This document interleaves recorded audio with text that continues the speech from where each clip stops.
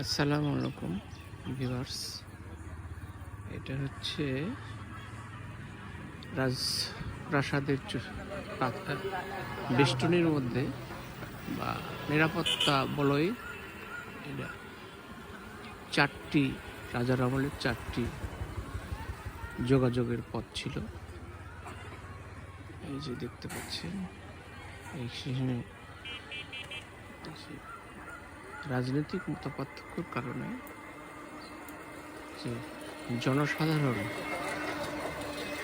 গোবিন্দ সাগর মাছ মেরে নিচ্ছে, খুবই দুঃখজনক। রাজনৈতিক ভেদাভেদ থাকতেই পারে, কিন্তু এইভাবে প্রকাশ্য জনগণ মাছ মেরে নিচ্ছে। দেশের মৎস্যচাষ বন্ধ। এই যে যারা মাছ মারছে তারা বড় বড় মাছ নিয়ে যাচ্ছে,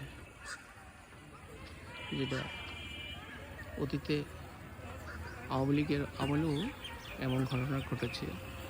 বিএনপির সময় রাজনৈতিক মতপার্থক্যের কারণে, শুধুমাত্র রাজনৈতিক মতপার্থক্য, একই দলের, কিন্তু তারা বলছে যে তারা নির্বাচনের সময় বিরোধী দলের হয়ে কাজ করেছে।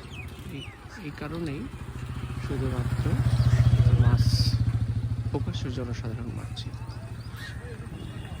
কি অবস্থা! রাজনৈতিক ভেদাভেদ, দেশের সম্পদ নষ্ট হচ্ছে।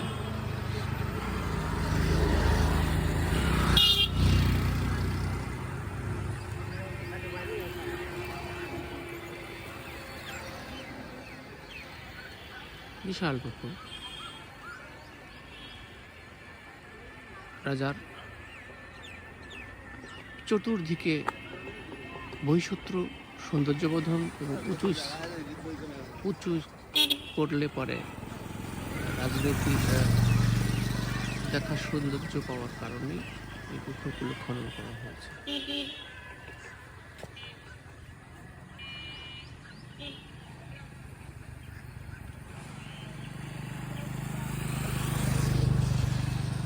এক মানুষ ফ্রি অনেক মাছ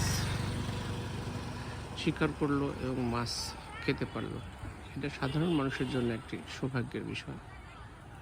আবার যারা মৎস্য শিকারী, তারা অনেক দামি দামি হুইল তাগি সেট করে মাছ বিক্রি করারও একটি অভিযোগ রয়েছে।